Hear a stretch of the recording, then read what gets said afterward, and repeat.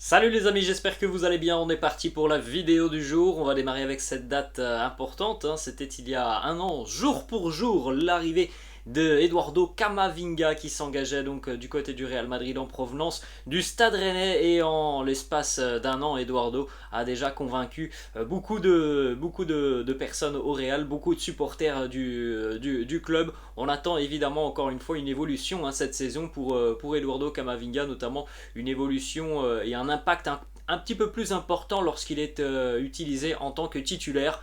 On l'a vu régulièrement tout au long de la saison en sortie de banc avoir un impact non négligeable, hein, sur l'issue des rencontres. Et voilà, c'est ce que l'on attend de lui lorsque Carlo Ancelotti décidera de le titulariser. En tout cas, cette première saison de Camavinga du côté du Real a été pleine de réussite. On va enchaîner les amis avec les deux unes des quotidiens madrilènes, le quotidien AS et le quotidien Marca. Donc bon, pas grand chose qui concerne le Real Madrid, le quotidien AS qui annonce tout de même qu'Alvaro Odriozola se rapproche à l'heure actuelle de la Real Sociedad, et le quotidien Marca qui lui annonce que les merengues vainqueurs notamment de 3 trophées la saison passée ont remporté 900 000 euros de primes, donc pour avoir remporté notamment la Liga, la Super Coupe d'Espagne, mais aussi la Ligue des Champions. Donc plutôt pas mal, et plutôt une belle récompense évidemment pour tous ces joueurs qui ont vécu une très très belle saison et qui sont d'ailleurs repartis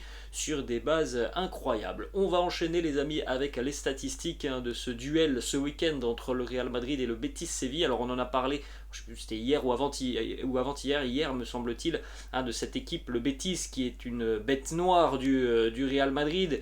Alors les statistiques sont encore un petit peu plus dures que ce que j'avais annoncé hier, puisque le Real n'a plus marqué face au Betis depuis 6 ans maintenant au Bernabeu, hein. C'est une éternité pour le Real Madrid, et le Betis est une équipe qui vient en général poser des problèmes au Real au Bernabeu. Ah, c'est rare, hein, dans l'histoire du Real Madrid d'avoir une équipe comme ça qui vient prendre des points depuis maintenant 5 ans consécutivement du côté du Bernabeu, et surtout cette série incroyable, hein. Aucun but marqué depuis 2016-2017 par le Real Madrid face au Betis, qui fait un très bon début de saison d'ailleurs. Donc ça annonce, hein, une grande affiche ce week-end au Bernabeu. On va continuer les amis avec une petite information. Vous avez sur cette image les prochains matchs du Real Madrid en Liga, et sur les 11 prochains matchs des merengues en Liga, donc que ça soit au Bernabeu ou à l'extérieur, c'est une donnée très importante. Le Real va en jouer 10 dans la communauté de Madrid, et ça évidemment les amis, c'est un gros avantage pour les merengues, puisque quasiment jusqu'à la Coupe du Monde tout simplement, et au début de la Coupe du Monde, le Real jouera tous ses matchs dans la communauté de Madrid, hormis évidemment les matchs de Ligue des Champions, les déplacements notamment à Glasgow et autres. Mais en Liga, c'est quelque chose de très, très important, puisque ça c'est très important et très intéressant, surtout dans la gestion de la récupération pour les joueurs. Avoir de très très grands voyages toutes les semaines, c'est quelque chose évidemment qui gêne un petit peu, qui contrarie. Là, ça va être très agréable pour les merengues, qui vont jouer donc face à l'Atlético, face à Retafe, face au Rayo Vallecano. La seule exception, ça sera le match à Elche. Sinon, ça sera soit au Bernabeu, soit face aux équipes que l'on vient de parler, qui sont des équipes de Madrid, l'Atlético, Retafe, le Rayo Vallecano. Donc voilà, c'est très très bien ça pour les merengues sur un début de saison qui est chargé, pour ne pas trop, surtout pour ménager un petit peu les organismes, avoir cette opportunité de faire de petits trajets sur ces rencontres. C'est très très positif. On va enchaîner les amis avec encore quelques stats sur la rencontre face à l'Espagnol Barcelone. Alors là on a une map très intéressante, des progressions, notamment des progressions par les courses vers l'avant, balle au pied évidemment.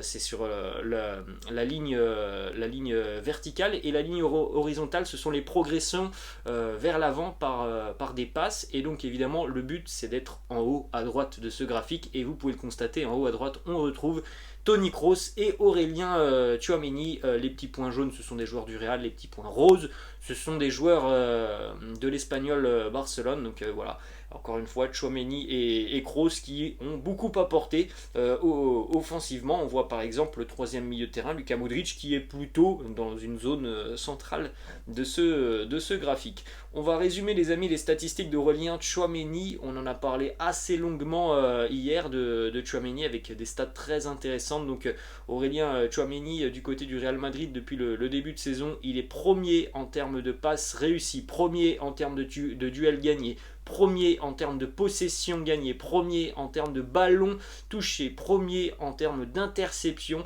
93% de précision de passe, c'est le deuxième ratio du Real, 4 tacles, c'est le deuxième ratio, 6 dégagements, c'est le deuxième ratio, 5 passes clés, c'est le troisième ratio. Franchement, les amis, les stats sont incroyables pour Tchouaméni. On espère que ça va encore durer comme ça et que surtout il va encore certainement continuer à s'améliorer, continuer à progresser, continuer à apprendre à connaître ses coéquipiers. En tout cas, les bases posées par Tchouaméni là, sur les premières semaines du côté de Madrid sont exceptionnelles. On va enchaîner les amis avec une petite information du quotidien AS qui affirme que Carlo Ancelotti ainsi que le staff technique du club sont grandement surpris par la condition physique de Rodrigo. Alors on l'a vu, hein, il est revenu de blessure Rodrigo, et là face à l'Espagnol, l'entrée a été hyper positive hein, pour Rodrigo qui a délivré un très bon ballon notamment pour Karim Benzema sur le but du Nouébé à la 88e minute. Au-delà de cette passe décisive dans le jeu, il a fait d'énormes différences. Hein. Rodrigo, des projections très rapides vers l'avant, une fluidité dans son jeu. Et donc à l'heure actuelle, Carlo Ancelotti essaye de trouver une solution pour pouvoir titulariser en même temps Rodrigo, mais aussi Fede Valverde qui occupait le poste de Rodrigo hein, depuis quelques semaines, voire quelques mois maintenant. Si Rodrigo est en pleine forme comme ça, évidemment qu'il va repostuler tout de suite à son poste d'ailier droit, mais on ne peut pas non plus, en tout cas moi je trouve qu'on ne pourrait pas non plus se priver de Fede Valverde, de l'impact que peut avoir Fede Valverde. Donc il faudrait vraisemblablement que Fede revienne au milieu de terrain, mais ça veut dire qu'il faut aussi qu'un milieu de terrain aille sur le banc de touche. Est-ce que ce sera Tchouaméni? Je ne pense pas. Tchouaméni est maintenant le remplaçant de Casemiro, ça on l'a bien compris. Mais peut-être qu'il va y avoir encore plus de rotation au milieu de terrain. On suivra évidemment la compo d'équipe hein, ce week-end face au Betis Séville. On enchaîne les amis avec une information du quotidien Marca. Selon le quotidien Marca, Vinicius est convaincu que cette année il va atteindre ou franchir la barre des 30 buts. Vinicius est en pleine bourre, en pleine confiance et c'est un objectif qu'il se serait fixé cette saison, la barre des 30 buts. Quand on voit le rôle de Vinicius sur le terrain qui tout de même déjà depuis plus d'un an maintenant est de plus en plus à la finition du côté du Real Madrid et surtout il a progressé dans ce registre de la finition, on se dit évidemment qu'il peut faire mieux que la saison passée. Pourquoi pas aller chercher cette barre des 30 buts. Après il faudra aussi, comme on en a parlé sur la chaîne, je vous ai vu beaucoup de commentaires après le match face à l'Espagnol et je pense qu'on est tous d'accord là-dessus. Il faut que Vinicius puisse un petit peu épurer son jeu, c'est-à-dire prendre les bonnes décisions. Parfois il y a des dribbles de trop, on le sait, parfois il peut lâcher le ballon beaucoup plus rapidement. Après, ça reste tout de même l'un des éléments détonateurs hein, sur le front de l'attaque madrilène, mais c'est vrai que parfois il en fait un petit peu trop Vinicius, mais son jeu est comme ça, ce sont ses caractéristiques, ça ne fonctionne pas toujours, mais c'est quelqu'un qui est très, très, très important, il doit encore mûrir en ce qui concerne son style de jeu, donner le ballon au bon moment, parfois à Karim, parfois à d'autres joueurs qui viennent graviter autour de lui. Petite image les amis lors de l'entraînement de la veille, donc vous avez même cette vidéo juste à côté de moi, une nouvelle technologie qui a été testée hier et qui sera utilisée, je pense maintenant du côté du centre d'entraînement de Valdebebas. Regardez un petit peu tout ça, c'est notamment quelque chose qui sera utilisé sur les phases arrêtées et tout ce qui est coup franc. C'est un mur avec des mannequins, mais c'est un mur mobile, il peut bouger, et notamment les mannequins peuvent sauter et donc simuler un petit peu ce qu'il se passe en match avec maintenant des adversaires qui sautent très régulièrement sur les coups francs. Donc une petite innovation technologique du côté du centre d'entraînement de Valdebebas. Petite information d'ailleurs hier sur l'entraînement, très bonne nouvelle puisque les 3 absents du match face à l'Espagnol, à savoir Nacho, Valero et Odriozola ont tous repris l'entraînement hier. Nacho évidemment postule directement à une place de titulaire, vraisemblablement pour affronter le Betis ce week-end. Bon, pour Jesus Valero et Odriozola, pardon, évidemment c'est un petit peu plus compliqué. Ils seront dans le groupe, à moins qu'il y ait un départ sur les dernières heures de mercato, mais eux ne postulent pas, je pense, à une place de titulaire. Nacho lui postule. Petite information d'ailleurs qui concerne Alvaro Odriozola, les amis, comme on l'a dit en début de vidéo, le retour d'Odriozola du côté de la Real Sociedad est une sérieuse possibilité. Le Real souhaiterait 15 millions d'euros pour son joueur. La Sociedad, elle, veut un prêt. Des négociations vont se poursuivre. Pour rappel, les amis, même si on est le 31 août, le mercato ne se termine pas ce soir, mais demain à 23h. Donc voilà, il y a encore un petit peu plus d'une journée et un petit peu plus de 24 heures pour, pourquoi pas, se libérer de certains joueurs qui sont indésirables.